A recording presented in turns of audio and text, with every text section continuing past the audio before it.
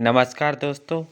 आपके अपने YouTube channel AB 97 classes YouTube channel पर आपका हार्दिक स्वागत, हार्दिक अभिनंदन है। आज हम NCERT 10th क्लास जिसका अध्याय नंबर 3 था हमारा भूमंडलीकृत विश्व का बनना, जो हम डिस्कशन कर रहे थे। इससे पहले हम जो पार्ट नंबर 6 है वो 6 क्लास से हम अध्याय नंबर 3 के वो कर चुके हैं। आज जो हमारा जो पॉइंट रहेगा महायुद्धों के बीच अर्थव्यवस्था, ये हम आज की सेशन में डिस्कशन करेंगे और ये क्लास बहुत ही बेहतरीन रहने वाली है एग्जाम बोर्ड और ऑल कंपटीशन एग्जाम के लिए भी, क्योंकि यहाँ से अक्सर जो क्वेश्चन है बार बार पूछे जाते हैं। तो हम आज के इस जो हमारा जो पॉइंट रहेगा महायुद्धों के बीच अर्थव्यवस्था, ये हम डिस्कशन करते हैं। पहला जो महायुद्ध है मुख्य रूप से यूरोप में ही लड़ा गया था। जो पहला जो महायुद्ध है वो कहाँ लड़ा गया था? यूरोप में ही लड़ा गया था। और जो भी साथी इस चैनल पे पहली बार आए हैं तो इस चैनल को ज़रूर सब्सक्राइब करें, ज़्यादा से ज़्यादा इस वीडियो को शेयर करें, लाइक करें और कमेंट सेशन में भी ज़रूर बताएं कि क्लास कैसे रही। तो आज हम शुरू करते हैं कि महायुद्धों के बीच अर्थव्यवस्था। पहला जो महायुद्ध है कहाँ लड़ा गया था? तो हमारा जो आंसर आएगा, जो पहला जो महायुद्ध है हमारा यूरोप में ही लड़ा गया, लेकिन उसके असर सारी दुनिया में महसूस किए गए थे। कि महायुद्ध है जो पहला कहाँ लड़ा गया था? यूरोप में लड़ा गया, और इस महायुद्ध का असर पूरी दुनिया में महसूस किए गए थे। अध्याय में हम जिन चीज़ों पर विचार कर रहे हैं उनकी दृष्टि से एक महत्वपूर्ण प्रभाव ये रहा कि इस युद्ध ने विश्व अर्थव्यवस्था को ऐसे संकट में धकेल दिया जिससे उबरने में दुनिया को 3 दशक से भी ज़्यादा समय लग गया। जो पहला जो महायुद्ध होता है ये यूरोप में लड़ा गया, और इसके जो प्रभाव हुए ये बहुत ही खतरनाक प्रभाव पड़ा, क्योंकि इस युद्ध में जो अर्थव्यवस्था है ना, इस अर्थव्यवस्था के ऐसे संकट में पूरी दुनिया को ला दिया कि इससे उबरने से 3 दशक से भी ज़्यादा समय लग चुका था। ये एक बहुत ही बड़ा महायुद्ध हुआ जिसके कारण पूरी अर्थव्यवस्था है वो तहस तहस, सब कुछ खराब हो गया। सब कुछ क्या है ऐसे संकट में धकेल दिया गया जिससे उबरने के लिए ना कितने समय लगा था? 3 दशक से ज़्यादा भी समय लग चुका था। इस दौरान पूरी दुनिया में चारों तरफ आर्थिक व राजनीतिक अस्थिरता बनी रही। कि इस दौरान जब महायुद्ध हुआ, इस तरफ क्या महायुद्ध होता है तो क्या होता है, पूरी दुनिया में चारों तरफ आर्थिक और राजनीतिक जो है स्थितियाँ वो बनी गई, क्योंकि महायुद्ध हो रहा है तो क्या ज़्यादा से ज़्यादा खर्च हो रहा है, तो इससे कारण जो आर्थिक है ना, आर्थिक में कमी आई। इससे क्या है पूरे के चारों तरफ जो वातावरण, माहौल, जो इन्वायरमेंट्स, सब कुछ तहस नहस हो रहा था। और अंत में मानवता और एक विनाशकारी महायुद्ध के नीचे कहराने लगी। जो मानवता है क्या करने लगी? एक विनाशकारी महायुद्ध के नीचे करहाने लगी। 3.1 युद्धकालीन रूपांतरण, क्योंकि हमने देखा कि महायुद्ध है जो पहला कहाँ लड़ा गया था, तो हमारा आंसर आएगा जी यूरोप में। और इस महायुद्ध से क्या हुआ? पूरी दुनिया में आर्थिक और राजनीतिक स्थिति बनी। आर्थिक राजनीतिक स्थिति में संकटकालीन आया, और इससे उबरने के लिए कितने दशक लागे? 3 से ज़्यादा दशक का टाइम लगा। और इससे क्या हुआ कि सामाजिक और आर्थिक राजनीतिक स्थितियाँ हैं वो बनी रही। अब पढ़ेंगे हम युद्धकालीन रूपांतरण। जैसा कि आप जानते हैं पहला विश्व युद्ध कितने खेमों में बंटा था? हमारा इंपॉर्टेंट क्वेश्चन है एग्जाम कंपटीशन और एग्जाम बोर्ड 10th क्लास के लिए वेरी वेरी इंपॉर्टेंट क्वेश्चन रहेगा कि पहला विश्व युद्ध में कितने खेमों में बंटा था। तो हमारा आंसर आएगा, क्या आएगा? हमारा आंसर आएगा कि 2 खेमों में बंटा था, बीच लड़ा गया था। पहला जो विश्व युद्ध है किन के बीच लड़ा गया था? 2 खेमों के बीच में। एक पोल में क्या थे? एक पोल में मित्र राष्ट्र, एक जो पाले है, एक पोल है या एक पाले में कौन थे? मित्र राष्ट्र। यानी मित्र राष्ट्र में कौन कौन से देश है, ये भी हमारे कई बार एग्जाम कंपटीशन और 10th क्लास एग्जाम बोर्ड में जरूर पूछा जाता है कि पहले जो मित्र जो पहले पाले में जो मित्र राष्ट्र थे, मित्र राष्ट्र में कौन कौन से देश थे, तो हम कहेंगे ब्रिटेन, फ्रांस, रूस। पहले जो जो पाले हैं, पहले एक तरफ जो मित्र राष्ट्र थे उनमें कौन कौन से देश थे, तो ब्रिटेन, फ्रांस और रूस थे। कितने खेमों में बंटा था पहला जो विश्व युद्ध, कितने खेमों में, 2 खेमों में बंटा था। पहला जो मित्र राष्ट्र में क्या थे, ब्रिटेन, क्या थे, ब्रिटेन, ब्रिटेन, फ्रांस, ब्रिटेन और फ्रांस और रूस, ब्रिटेन, फ्रांस, रूस। दूसरी साइड में क्या था, दूसरी साइड में दूसरे पाले में केंद्रीय शक्ति यानी जर्मनी, ऑस्ट्रिया, हंगरी और ओटोमन तुर्की थे। कि क्वेश्चन आ सकता है मित्र राष्ट्र में कौन से देश थे, तो हमारा जो आंसर आएगा मित्र राष्ट्र में फ्रांस, रूस और ब्रिटेन, फ्रांस, रूस और ब्रिटेन। दूसरे खेमे में जो केंद्रीय शक्ति, ध्रुवीय शक्ति थी, वो कौन सी थी, जर्मनी, ऑस्ट्रिया, हंगरी और ओटोमन तुर्की। ये हमारे लिए एग्जाम, ये इस स्लाइड से, इस यहाँ पॉइंट से 2 क्वेश्चन जरूर पूछे जा सकते हैं कि पहला जो विश्व युद्ध किन के खेमों में था, कितने खेमों में था, 2 खेमों में। जो पहले थे मित्र राष्ट्र में कौन से थे, ब्रिटेन, कौन था, ब्रिटेन, और कौन था, फ्रांस, और कौन था जी, रूस। दूसरे में कौन था जी, ध्रुवीय शक्ति में कौन था, ध्रुवीय शक्ति, जिसे हम कह सकते हैं कि केंद्रीय शक्ति में कौन कौन से थे, जर्मनी जी, ऑस्ट्रिया जी, हंगरी जी और ओटोमन जी। तो ये हमारे क्वेश्चन है, यहाँ से 3 क्वेश्चन जरूर पूछे जा सकते हैं। अगस्त 1914 में जब युद्ध शुरू हुआ, युद्ध कब शुरू हुआ, अगस्त 1914 में, वेरी वेरी इंपॉर्टेंट क्वेश्चन। युद्ध कब शुरू हुआ था, अगस्त 1914 में। उस समय बहुत सारी सरकारों को यही लगता था कि युद्ध ज़्यादा से ज़्यादा क्रिसमस तक ख़त्म हो जाएगा, कि अगस्त है और जो क्रिसमस आता है वहाँ तक ये युद्ध ख़त्म हो जाएगा। ये पता नहीं था कि ये लंबा बहुत कितने सालों तक चलेगा, ये किसी को नहीं पता था। और युद्ध ये 4 साल से भी ज़्यादा समय तक चलता रहा।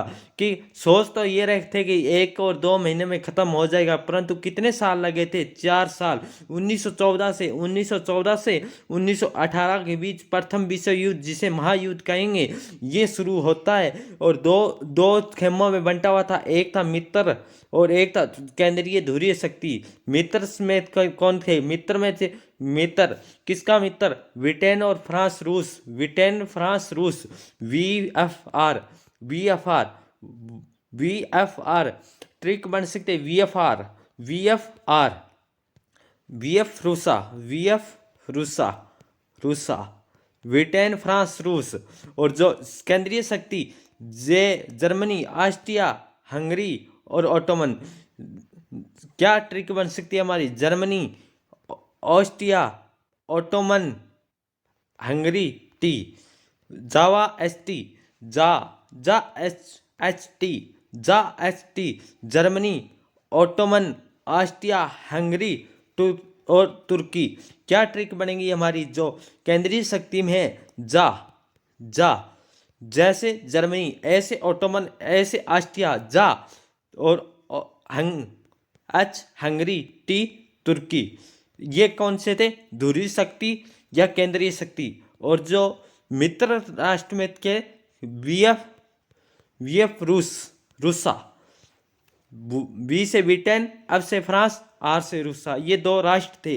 इन दोनों राष्ट्रों के बीच में 2 खेमों में ये बंटा था। और 1914 अगस्त में ये युद्ध शुरू हुआ था। किसी को नहीं पता था कि ये इतने साल तक चलेगा। कितने साल चला, 4 साल। मानव सभ्यता के इतिहास में ऐसा भीषण युद्ध पहले कभी नहीं हुआ था। कि मानव सभ्यता से पहले ऐसा कोई भीषण है युद्ध पहले कभी नहीं हुआ था। इस युद्ध में दुनिया के सबसे अगुआ औद्योगिक राष्ट्र एक दूसरे से जूझ रहे थे। इस युद्ध के कारण क्या है, जो देश है एक दूसरे से जूझ रहे थे और शत्रुओं को नेस्तनाबूद करने के उनके पास बेहिसाब आधुनिक औद्योगिक शक्ति इकट्ठा हो चुकी थी। पहला आधुनिक औद्योगिक युग था। ये कौन सा युद्ध था, महायुद्ध। ये था आधुनिक औद्योगिक युद्ध था। इस युद्ध में मशीन गनों, टैंकों, हवाई जहाज और रासायनिक हथियारों का भयानक पैमाने पर इस्तेमाल किया। बड़े बड़े हथियार, रासायनिक हथियार, टैंक, हवाई हथियार, इन पहला जो युद्ध होता है 1914 अगस्त में, इसमें प्रयोग किया गया था। इसलिए इसको क्या कहेंगे, पहला आधुनिक औद्योगिक युद्ध, पहला आधुनिक औद्योगिक युग कब शुरू हुआ था?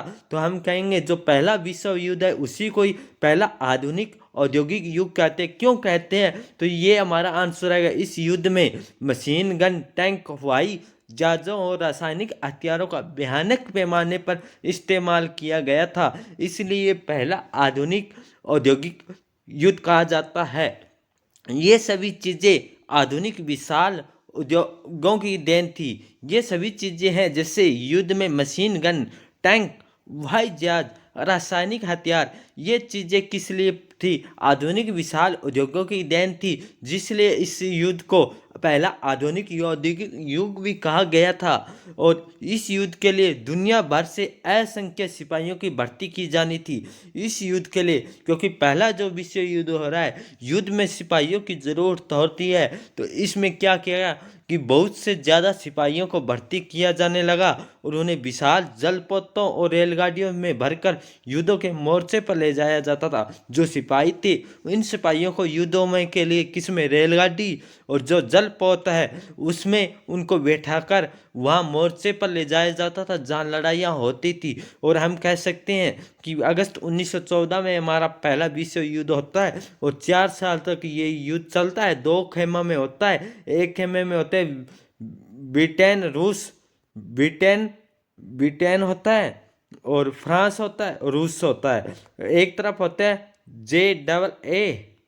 JAAHT, जर्मनी, हंगरी, ऑस्ट्रिया और जर्मनी, ऑस्ट्रिया और ओटोमन हंगरी और तुर्की, ये थे। और 4 साल तक चलता है। इसका इस युद्ध को पहला क्या नाम दिया था? तो ये हमारा क्वेश्चन बन सकता है कि पहला आधुनिक औद्योगिक युद्ध कहा गया। क्यों कहा गया, ये भी हमारे पास आंसर है। मशीन है, टैंक, हवाई जहाज के कारण।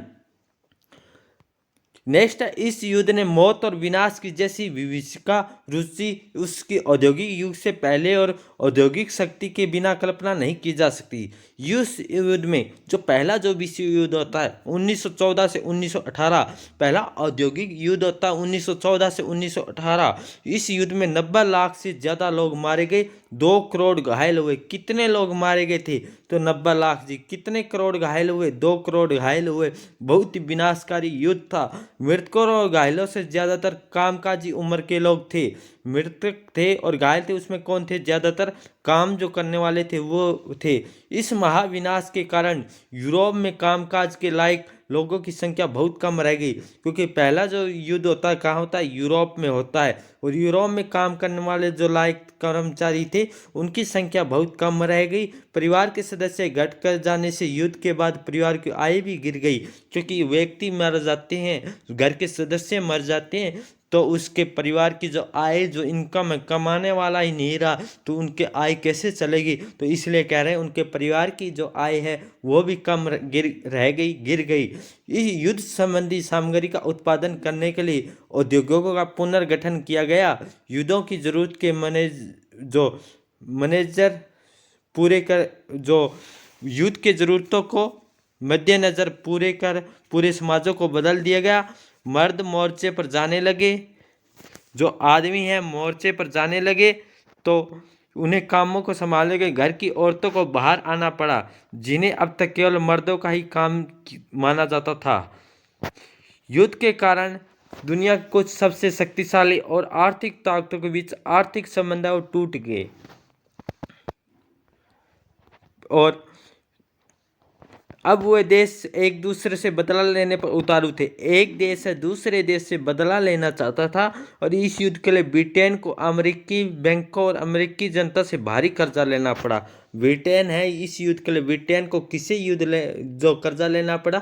अमेरिकी जो बैंक है और अमेरिकी जनता से भारी कर्जा लेना पड़ा। फलस्वरूप इस युद्ध ने अमेरिका को कर्जदार की बजाय कर्जदाता देश बना दिया। कर्जदार की बजाय क्या बना दिया? कर्जदाता, जो दूसरों को लोन देता है। कहने का आशय यह है कि युद्ध के बाद दूसरे देशों में अमेरिका व उसके नागरिकों की संपत्तियों की कीमत अमेरिका में दूसरे देशों की सरकारों या उन नागरिकों के स्वामित्व अथवा नियंत्रण वाली संपदाओं से कहीं ज़्यादा हो चुकी थी। युद्धोत्तर सुधार, युद्धों में सुधार है वो कैसे हुआ? युद्ध के बाद पहले हमने देखा पहला जो विश्व युद्ध कब हुआ, 1914। इस युद्ध के कारण क्या क्या बातें आई वो हमने देखा। आर्थिक संकट हुआ, राजनीतिक संकट हुआ, कैसे लोग मारे गए, कितने काम करने वाले कर्मचारी जो मारे गए वो हमने डिस्कशन किया, और कितने देश कितने खेमों में बंटा था वो हमने डिस्कशन किया। अभी हम जो डिस्कशन करें युद्धोत्तर सुधार। युद्ध के बाद आर्थिक स्थिति को पटरी पर लाने का रास्ता काफ़ी मुश्किल साबित हुआ। युद्ध से पहले ब्रिटेन दुनिया की सबसे बड़ी अर्थव्यवस्था था। 1914 से पहले दुनिया की सबसे बड़ी अर्थव्यवस्था कौन थी? दुनिया की सबसे जो बड़ी अर्थव्यवस्था थी वो ब्रिटेन थी। युद्ध के बाद सबसे लंबा संकट उसे ही झेलना पड़ा। सब युद्ध के बाद किससे सबसे लंबा संकट झेलना पड़ा? ब्रिटेन, जो पहले दुनिया की सबसे बड़ी अर्थव्यवस्था थी। जिस समय ब्रिटेन युद्ध से जूझ रहा था उसी समय भारत और जापान में उद्योग विकसित होने लगे। जब ब्रिटेन युद्ध में जूझ रहा था तो जापान और भारत में उद्योग विकसित हो रहे थे। और दुनिया की सबसे बड़ी अर्थव्यवस्था कौन मानी जाती है? तो हमारा आंसर आएगा ब्रिटेन, पहले विश्व युद्ध के बाद, पहले विश्व युद्ध से पहले, सॉरी। युद्ध के बाद भारतीय बाजार में पहले वाली वर्चस्व वाली स्थिति प्राप्त करना ब्रिटेन के लिए बहुत ही मुश्किल हो गया। अब उसे जापान से भी मुकाबला करना था।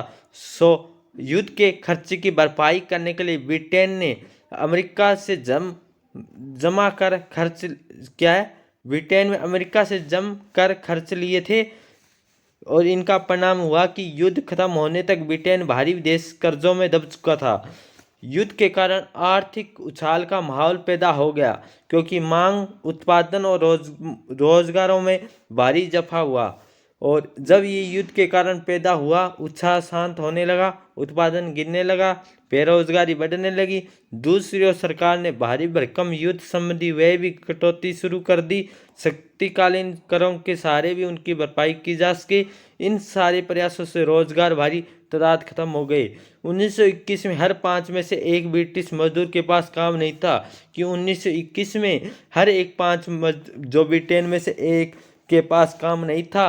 रोजगार के बारे में बेचैनी और अनिश्चितता युद्धोत्तर वातावरण का अंग बन गई थी। बहुत सारी कृषि आधारित अर्थव्यवस्था भी संकट में थी। उदाहरण के लिए गेहूं उत्पादकों की हालत भी विचार कीजिए। युद्ध से पहले पूर्वी यूरोप विश्व बाजार में गेहूं की आपूर्ति करने वाला एक बड़ा केंद्र था। यूरोप क्या था? विश्व बाजार में गेहूं की जो आपूर्ति करने वाला कौन था? बड़ा केंद्र था यूरोप। युद्ध के दौरान वह आपूर्ति अस्त व्यस्त हुई। कनाडा, अमेरिका, ऑस्ट्रेलिया गेहूं की पैदावार अचानक बढ़ने लगी। जैसे युद्ध समाप्त हुआ तो पूरी यूरोप में गेहूं की पैदावार सुधरने लगी। विश्व बाजारों में गेहूं की अति की हालत हो गई, अनाजों की कीमतें गिर गई, ग्रामीण आय कम हो गई, किसान गहरे कर्ज संकट में फंस गए। ये हमने देखा। युद्ध के बाद की जो स्थिति है उससे उबरने के लिए कितना समय लगेगा, कितना टाइम लगा है, ये हम डिस्कशन किया। क्या हुआ युद्ध के बाद, कैसे यूरोप में भूखमरी आई, क्योंकि हर एक ब्रिटेन के पास जो 5 कर्मचारी थे उनमें से एक बेरोजगार था। ये हमने डिस्कशन किया। जैसे यूरोप क्या था, गेहूं के उत्पादन में बहुत ही बड़ा था, और युद्ध के बाद कितनी गिरावट आई ये हमने इस पर डिस्कशन किया था। आज के इस सेशन को हम यहीं विराम करते हैं। नेक्स्ट सेशन में हम डिस्कशन करेंगे बड़े पैमाने पर उत्पादन और उपभोग। ये हम नेक्स्ट क्लास में डिस्कशन करेंगे। आज की क्लास कैसे रही ये कमेंट सेशन में ज़रूर बताइए। लाइक करें, शेयर करें। जो साथी इस चैनल पे पहली बार आए हैं तो इस चैनल को सब्सक्राइब ज़रूर करें। Thank you all of you.